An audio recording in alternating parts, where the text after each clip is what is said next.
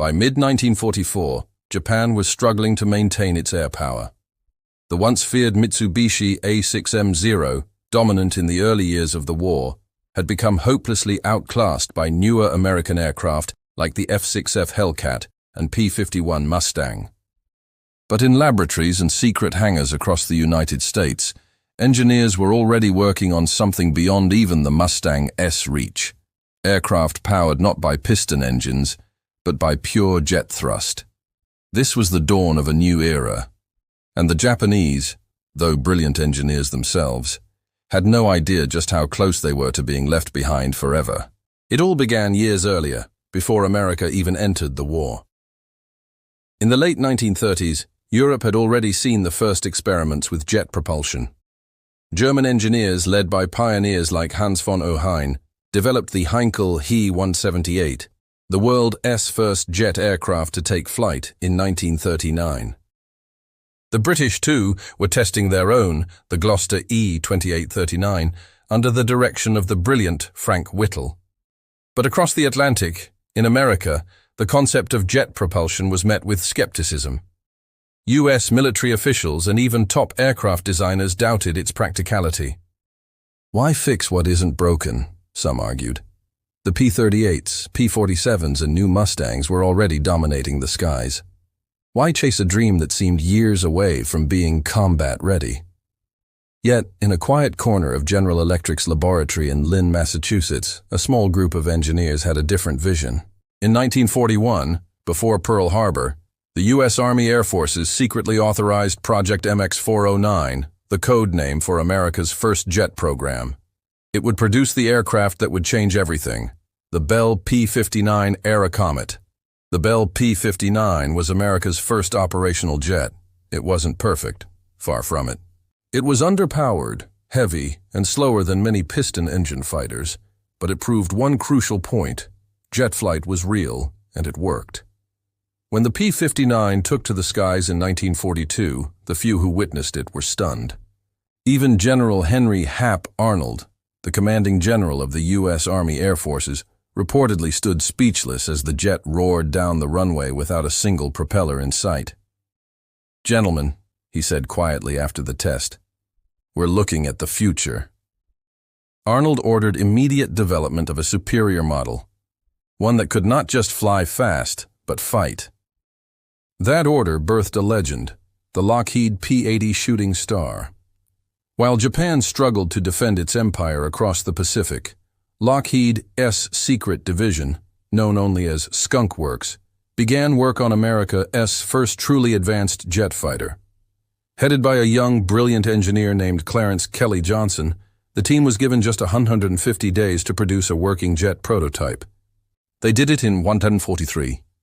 The XP-80 first took to the air in January 1944. Powered by a British-designed de Havilland Goblin engine, which the Americans had acquired through cooperation with the British government, the jet exceeded every expectation. It could fly over 500 miles per hour, climb rapidly, and maintain stability at altitudes no Japanese fighter could match. Johnson later recalled, "We knew we were building something beyond the war itself, a weapon that would define the next one." Meanwhile, in Japan, engineers at Nakajima and Mitsubishi were racing to develop their own jet and rocket aircraft, the Kikka and Shusui, inspired by German designs shared through the Axis alliance. But wartime shortages and constant bombings crippled their progress. Factories lacked aluminum, fuel, even power. Many test flights ended in failure or tragedy. Still, Japanese intelligence began hearing rumors, whispers of American aircraft without propellers sighted during test runs in the continental U.S. They dismissed them as propaganda, until the final months of the war, when those very aircraft appeared in the skies over Okinawa. Japanese pilots reported being attacked by unseen enemies. Their Zeros and Ki-84 Hayates could not keep pace. It was as if the Americans had harnessed lightning, one Japanese survivor later said in a post-war interview. "You heard nothing. Then your plane was gone." Though the P-80 arrived too late to play a major role in combat, its few operational sorties, including those flown from Okinawa in mid-1945, left an unforgettable impression on Japan's airmen. The war had already been lost, but now they understood something terrifying. Even if Japan had survived 1945, they could never have survived the jet age. The propeller-driven dogfights that had defined the Pacific War were ending. A new sound filled the air, sharper, faster, colder, the sound of America's future, and Japan's realization that the skies would never belong to them again. But how did America move so fast? How did a nation that started the war with outdated aircraft leap straight into the age of jet propulsion? And what happened when Japanese engineers tried, desperately, to catch up? That is where our story truly begins. December 7th, 1941, Pearl Harbor.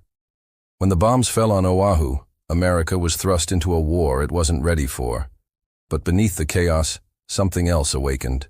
A new kind of race. A race not for land or seas, but for the sky itself. In that moment, the U.S. realized it could never afford to fall behind. Not in technology, not in innovation, not ever again. And so began one of the most secretive and ambitious engineering leaps in American history. The birth of the jet fighter. At Bell Aircraft in Buffalo, New York, the sound of engines and hammering filled the air. In one corner of the hangar, under strict security, a group of engineers gathered around something that looked more like a rocket than a plane. This was the Bell P-59 America's first jet-powered prototype, built in total secrecy. Only a handful of people even knew it existed. When General Hap Arnold gave the order to proceed with a jet project, he had been inspired by a secret demonstration in Britain, where he'd seen the Gloster E-2839, the first successful British jet. Impressed by what he'd witnessed, Arnold returned home with a message that would shape the war's future. We must get into this jet business fast, and we must do it now. The P-59 was transported in pieces under tarps and armed guard to a remote California test site, chosen precisely because it was in the middle of nowhere. Even most of the pilots stationed there had no idea what was happening beyond the fenced-off runway. On October 1st, 1942, the P-59 made its maiden flight, piloted by Bell's chief test pilot, Robert Stanley. It lifted off smoothly, without the propeller blur so familiar to every pilot of the time. The jet engine screamed like nothing anyone had ever heard. A nearby airman reportedly fell to the ground shouting, "It's flying without a propeller!" To the men who witnessed it, it was almost supernatural. But while the P-59 was a historic achievement, it wasn't ready for war. The plane was heavy, sluggish, and couldn't outrun the latest piston fighters. In mock dogfights against a P-38 Lightning, it lost almost every time. It was clear. The Airacomet was a proof of concept, not a weapon. Yet, in every failure, there was progress. Every test flight brought new data and new ambition. By mid-1943, General Arnold demanded something better, something combat-capable. And so he called upon one man who could make the impossible possible, Clarence Kelly Johnson. Johnson was already a legend at Lockheed, the mastermind behind the P-38 Lightning, one of America's most successful twin-engine fighters. When the military approached him with the idea of a jet fighter, his first reaction was simple. We'll need to build it in total secrecy. And so in June 1943, Johnson handpicked a small group of his most trusted engineers and designers, just 23 people at first, and set up shop in a rented circus tent beside a foul-smelling plastics factory near Burbank. The crew nicknamed it the Skunk Works. It would go on to become one of the most legendary engineering divisions in history. The mission was simple on paper. Design, build, and fly a jet-powered fighter in 150 days. In reality, it was madness. They worked day and night, often 7 days a week, improvising with whatever they could find. When parts didn't arrive, they scavenged from P-38s or built them from scratch. For the engine, Johnson turned to a British marvel, the de Havilland H-1B Goblin turbojet, licensed for American use. Compact, powerful, and revolutionary. Every test, every modification pushed the team closer to something extraordinary. By January 1944, just 143 days after the project began, the first prototype, the P-80 Shooting Star, rolled out onto the runway. It gleamed in polished metal, slender and futuristic. No propellers, no exhaust pipes, just a smooth fuselage and a jet intake that looked almost alien. On January 8, 1944, test pilot Milo Burcham climbed into the cockpit at Muroc Dry Lake. He throttled forward, and the P-80 shot down the runway, accelerating faster than any American fighter before it. Moments later, it was airborne, and history had changed forever. Witnesses said the jet sliced through the desert sky like a silver bullet. Burcham radioed in mid-flight. "She handles like a dream, smooth as silk." For the first time, America had a true jet fighter. It was fast, 502 miles per hour, and agile enough to leave piston fighters far behind. The military knew immediately. This was no experimental toy. This was the future. But the world outside the test fields was still at war. Japan's once proud Air Force was bleeding out. Every day, more experienced pilots were lost over the Marianas, Iwo Jima, and the Philippines. The Americans had numbers, industry, and now, something entirely new on their side.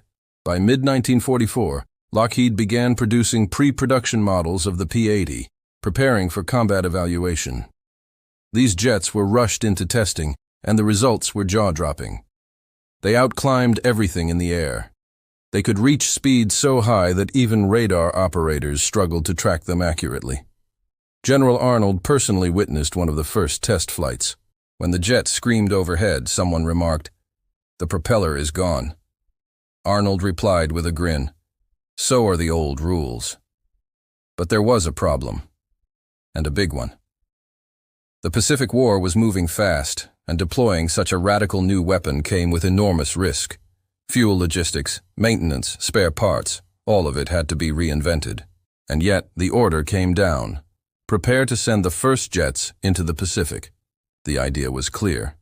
If America could introduce jet fighters before the war's end, it would not only crush Japan's final resistance, it would announce to the world that the United States had entered the age of superweapons. The countdown had begun. And somewhere in Japan, intelligence officers were already starting to hear strange reports from their spies of American aircraft with no propellers, moving at impossible speeds. They laughed at first, but soon they would see it for themselves. By 1945, the Pacific had become a graveyard of aircraft. Japan's once invincible Zero, the fighter that had dominated Pearl Harbor and the early Pacific campaigns, was now a shadow of its former glory. American pilots, flying P-51 Mustangs and F-6F Hellcats, ruled the skies with overwhelming numbers and superior technology. But behind the front lines, something new was about to take flight. Something faster, deadlier, and almost alien to the men who saw it. It would be the first time Japanese pilots came face to face with America's jet fighters. The Battle of Okinawa was raging. American forces were pushing closer to the Japanese homeland. Airfields on Okinawa and Iwo became staging grounds for experimental weapons, including a handful of Lockheed P-80 Shooting Stars. These were among the first jets ever deployed to a combat zone, though officially they were on test assignment. Their mission was simple: evaluate jet performance under wartime conditions. But for the Japanese pilots who encountered them, it would feel like a nightmare made real. On a bright morning in late July 1945, U.S. ground crews at Yontan Airfield prepared one of the newly arrived P-80s for flight. Its polished aluminum skin reflected the rising sun. Unlike the thundering roar of the Mustangs, the jet's engine started with a shrill, unfamiliar scream, like a banshee from another world.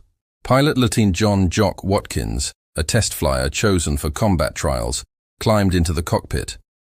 His orders were to conduct a high-speed reconnaissance sweep near Kyushu and engage only if fired upon.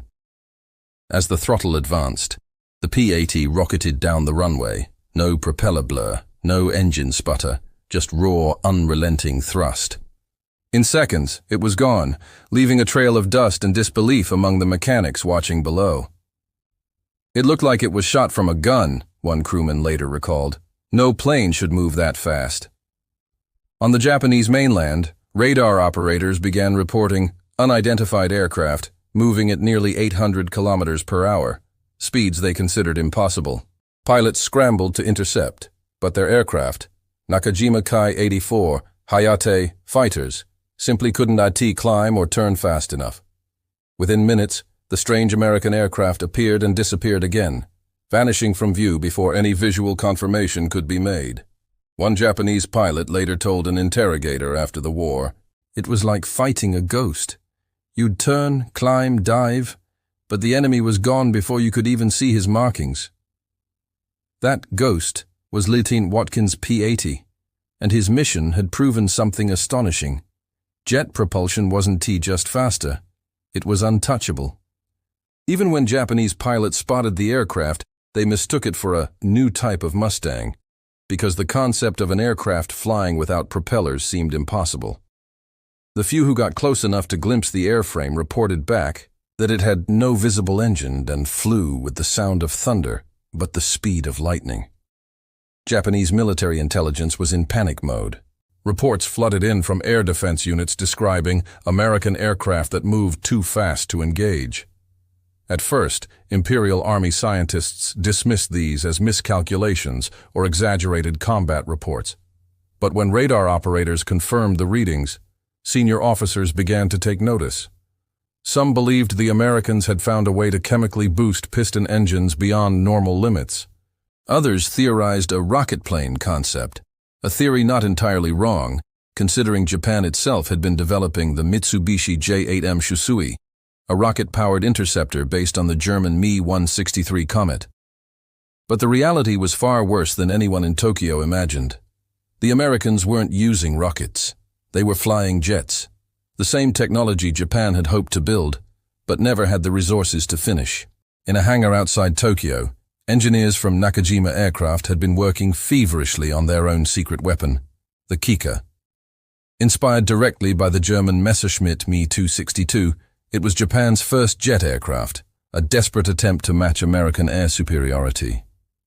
But the Kika was built under impossible conditions. Japan's cities were in ruins.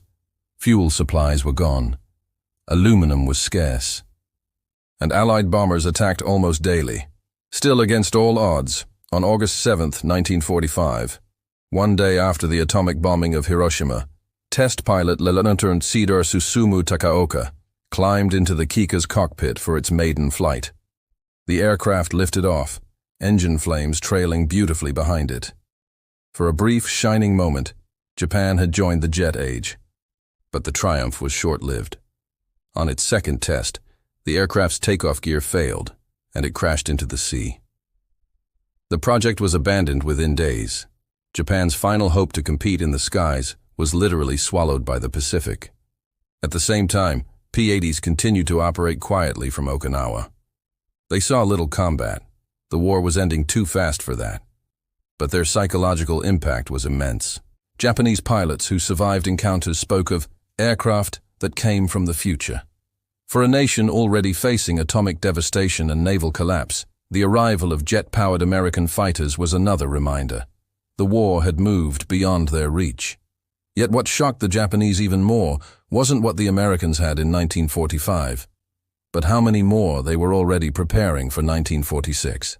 In factories across California and Ohio, production lines were gearing up for hundreds of new P-80s, faster, better armed, and built for global reach. If the invasion of Japan had gone ahead, these jets would have swept the skies clean before a single bomber arrived. The Imperial Japanese Air Force, once the pride of the Pacific, was staring down a nightmare, a war it could no longer even fight. And as American pilots trained in their new machines, one thing became clear. The jet age had begun, and it belonged to the United States. What followed next would change aviation forever. Secret tests, international rivalries, and the race to perfect the jet that would define the Cold War. But before that future could begin, the war had to end. And the skies above Japan were about to fall silent for the last time. As the Pacific War neared its end, The world's most destructive conflict was entering a new phase, one that few understood and even fewer could control. In secret airfields across Okinawa and California, American pilots were learning to fly something the enemy could hardly believe existed. The jet engine had arrived, and with it came a shift in power so massive it would echo for generations. While the war in Japan still raged, Lockheed's Skunk Works was already perfecting new versions of the P-80 Shooting Star. Engineers had solved early fuel flow problems and redesigned the air intake system for better performance. The aircraft could now reach speeds over 550 miles per hour, with a climb rate nearly double that of the fastest Japanese fighters. But perhaps the most astonishing thing wasn't just the jet's speed. It was how it changed the way wars were fought. Pilots had to relearn everything: takeoff, throttle control, landing. The lag between engine thrust and response, known as jet lag in early flight manuals, could kill an untrained pilot in seconds. Yet the men of the 412th Fighter Group, America's first jet squadron, adapted quickly. They became the world's first generation of jet combat aviators, and the envy of every air force on Earth.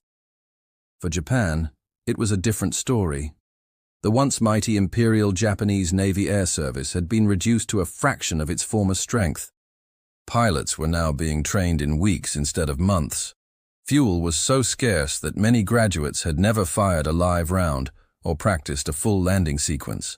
Still, Japan refused to surrender. Engineers continued to tinker with miracle weapons, suicide rockets, pulse jets, and their own desperate attempt at a jet, the Nakajima Kika. The Kika's designers had obtained German blueprints through the Axis alliance, but what they built was a scaled-down, simplified version, made from cheap steel and powered by crude copies of the German BMW 003 jet engine. In theory, the Kika could intercept bombers at high altitude. In reality, Japan lacked the materials and time to mass-produce it. Only 2 prototypes were ever completed. When one crashed during testing, the dream ended right there. While Japan's engineers struggled to create their first jet, American test pilots were already flying dozens. The irony was stark. Japan had begun the war with the world's most advanced carrier fighters, and ended it watching America fly machines from another century. A U.S. intelligence officer who entered Japan after the surrender later wrote, "Their engineers were brilliant, but their industry was broken. They had blueprints for the future, but no factories left to build it." Just before Japan's surrender, a pair of P-80s from the 412th Fighter Group took off from Yantan Airfield on a long-range patrol over the East China Sea. Their objective was simple: assess the new jet's endurance and navigation in combat conditions. What they encountered, however, would go down as one of the most extraordinary moments of the jet era's birth. Midway through their flight, radar picked up a small formation of unidentified aircraft, presumed Japanese. The 2 American jets moved to intercept. As they closed in, they spotted several twin-engine planes, likely Mitsubishi Ki-46 Dyna reconnaissance aircraft. The P-80s accelerated, closing the distance in seconds. The Japanese pilots attempted evasive maneuvers, but they were helpless. Eyewitnesses later described the engagement as one-sided and unreal. The P-80s didn't even need to fire. The Dynas broke formation, diving toward the sea in panic. They never even turned their guns. They didn't know what hit them. That moment, fleeting and small as it was, marked the first operational encounter between American jets and Japanese aircraft. It was the symbolic end of Japan's dominance in the sky. By mid-August, Japan's leadership faced the impossible truth. Cities were ash, fleets were gone, and now the Americans had machines that defied everything they understood about flight. The Emperor himself was briefed on these developments. Though records of the meeting remained sparse, several Japanese officers later recalled the stunned silence when intelligence confirmed the reports. "Aircraft with no propellers, flying faster than sound itself," one officer murmured. "Then the war is truly over." On August 15, 1945, Japan surrendered. But for the American engineers and pilots who had built the P-80, victory wasn't triumph. It was revelation. They realized they hadn't just built a weapon to end a war. They'd built the foundation of a new kind of warfare altogether. Jet propulsion meant the battlefield was no longer limited by range or altitude. It meant wars would be fought at speeds that human eyes could barely track. And it meant whoever mastered the jet first would dominate the next century. As peace settled over the Pacific, a new rivalry quietly began. The Soviet Union, Britain, and even the defeated Japan began studying the P-80 and other captured jet designs. Lockheed engineers started work on the next evolution, the F-80A, followed by improved models with heavier armament, longer range, and swept wings. Within months, the world had gone from propellers to jet squadrons, from piston engines to afterburners. In less than 3 years, the sky had transformed completely. One American pilot later reflected, "In 1942, the Zero ruled the Pacific. By 1945, it couldn't even see what it was fighting." The jet age had begun, and it wasn't just about speed. It was about power, pride, and perception. To the Japanese, the sight of those propellerless aircraft wasn't just shocking, it was prophetic. It signaled that the age of the samurai in the sky was over, replaced by an age of machines faster than thought, driven by the cold precision of technology. And soon, that same technology would ignite a new kind of global race, not for victory, but for supremacy. The war that had started with biplanes and carrier decks ended with jets capable of piercing the stratosphere. The world would never look up at the sky the same way again. But the story wasn't over yet. Because what America discovered next, in captured German jet labs, in secret Japanese documents, and in its own test ranges, would lead directly into the Cold War's most dangerous race, the race for air dominance. By mid-1945, the Pacific War was drawing to a close. Japan's cities were smoldering, its fleets shattered, and its pilots scarce. Yet, above the chaos, something remarkable was taking shape in the skies. The full potential of America. His early jet fighters was about to be revealed. This was the climax of the story. The moment when technology met desperation, and the skies over the Pacific became the proving ground for a new era. The P-80 Shooting Star had been officially deployed in small numbers to the Pacific for operational testing. Though the war was almost over, American commanders saw the value in seeing these jets in combat, if only to intimidate Japanese pilots. Lieutenant John Watkins and Lieutenant Milo Burcham, among the first operational jet pilots, conducted high-speed sweeps over Kyushu and the East China Sea. Their mission was reconnaissance, but encounters with Japanese aircraft were inevitable. In one notable sortie, the pair intercepted a small formation of Nakajima Ki-84 Hayate fighters. The Japanese pilots attempted to engage, but their machines were too slow, their engines too weak, their reflexes too late. Within moments, the jets had dominated the skies.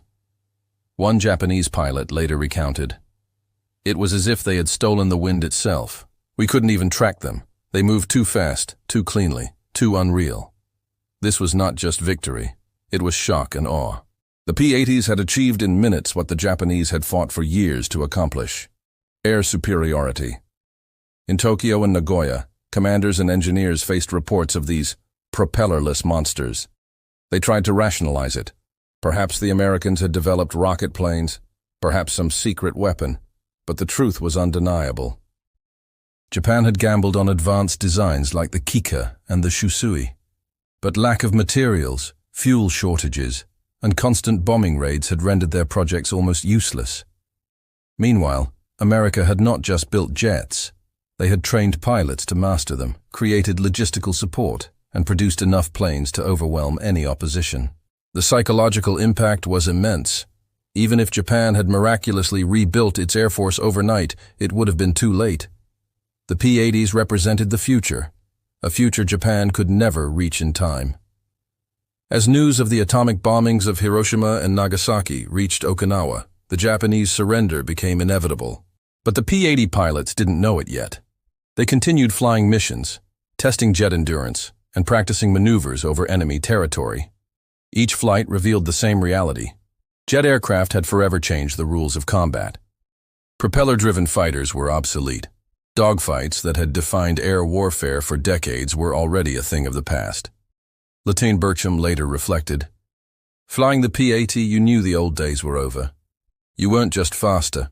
You were untouchable. It was terrifying and exhilarating." After Japan's surrender, American engineers and intelligence officers were given access to captured Japanese aircraft and factories. The contrast was stark. While Japan had brilliant designs, the planes were few, underpowered, and incomplete. In contrast, the P-80s were production-ready, reliable, and operational. The technological gap was undeniable. Japan had glimpsed the future, but it had been a future already seized by the United States. And so, the climax of this story is not a single battle, not a dramatic dogfight, not even a large-scale engagement. The climax is the moment America revealed to the world, and to Japan, the power of the jet age. A few small jets, flown by a handful of pilots, had shattered the myth of Japanese air superiority. They had introduced a technology that would define modern warfare. They had done it quietly, efficiently, and with devastating psychological impact. In the span of months, the skies over Japan had been transformed. The once feared Zero was no longer the apex of aerial combat. The P-80, sleek, silent, and impossibly fast, had shown the world what the future held. By the time the war officially ended, jet technology had already begun influencing post-war military planning. The U.S. recognized that jets would dominate air combat in the coming decades. The lessons learned from the P-80 program informed everything from the F-86 Sabre to the supersonic fighters of the Cold War. Japanese engineers, meanwhile, took what they could from captured designs and incorporated it into post-war civilian aviation. The dream of catching up in the war was gone, but the seeds for future Japanese aerospace achievements were planted, all because of the shock they had experienced in 1945. The story of America's early jets is not just a tale of machines. It is a story of vision, of engineering genius, of determination in the face of war. It is a story of how a few innovative minds, working in secret and under immense pressure, changed the course of history. The P-80 didn't just fight a war. It reshaped the skies forever. And for those who witnessed it, pilots, engineers, and even the enemy, it was nothing short of awe-inspiring. The age of propellers was over. The age of jets had arrived. The war was over. Japan had surrendered. Cities lay in ruins, fleets were sunk, and pilots, both seasoned veterans and green recruits, were scattered or dead. But above the silence of the post-war world, one thing remained clear: the skies would never be the same again.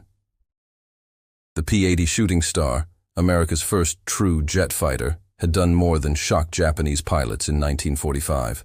It had ushered in a new era of aerial warfare, one that would dominate the Cold War, define military strategy for decades, and inspire generations of engineers and aviators. The P-80's story didn't end in the Pacific. It became the foundation for America's jet fighter program. Lessons learned from early combat testing were applied to the F-80A, F-84 Thunderjet, and eventually the legendary F-86 Sabre, the aircraft that would dominate the skies during the Korean War. The U.S. Air Force realized something profound. Jets weren't just faster airplanes. They were a psychological weapon, capable of demoralizing opponents before a single shot was fired. The mere rumor of jet deployment could force entire enemy air forces to rethink tactics, training, and technology. Japan's engineers, meanwhile, studied captured American jets. Though forbidden from producing military aircraft under occupation, they absorbed the lessons learned. The early experience with jets became the seed for Japan's future aerospace industry. Companies like Mitsubishi and Kawasaki eventually contributed to commercial jetliners and advanced aviation research, a legacy born from defeat, observation, and astonishment at American ingenuity. Here's the twist. While American jets barely saw combat in World War II, the shock they caused was disproportionate to their numbers. A handful of experimental jets flown by a dozen pilots was enough to convince the Japanese that an entirely new threat had emerged. a threat so advanced, so fast, and so precise, it made entire fleets of fighters obsolete overnight. The P-80 hadn't just performed missions. It had changed minds, reshaped strategies, and accelerated the world's entry into the jet age by decades. Historians now believe that if the war had continued even a few more months, the P-80s could have completely dominated Japanese airspace, making conventional piston-engine aircraft useless. In effect, America's early jets didn't just fight, they predicted the future of air combat. From the P-80 to the supersonic fighters of today, every modern jet owes a debt to those first experiments in California, those secret hangars, and those few courageous pilots who flew into the unknown. And the Japanese pilots? Their accounts of these propellerless demons became legendary among post-war aviators and engineers, often cited in textbooks and oral histories as the moment the Pacific skies truly changed. So, when you look at a modern jet streaking across the sky today, remember this. The legacy of those early American jets is more than just speed or firepower. It's about innovation, courage, and the power of a single idea, a technological leap that could change the world in a single flight. And perhaps the most astonishing part, the jet age didn't begin with a massive battle, a grand strategy, or a secret superweapon. It began quietly, with engineers in tents, test pilots in desert airfields, and a vision that no one else dared to imagine. If this story of innovation, daring, and aerial shockwaves amazed you, don't forget to subscribe to the channel. Hit the bell so you won't miss our next deep dive into history's most fascinating military breakthroughs. Because history isn't just about the past. It's about the inventions, strategies, and people who shaped the future, sometimes in ways the world could never have expected. The propellers are gone, the rules are gone, and the sound of the future is the roar of a jet engine.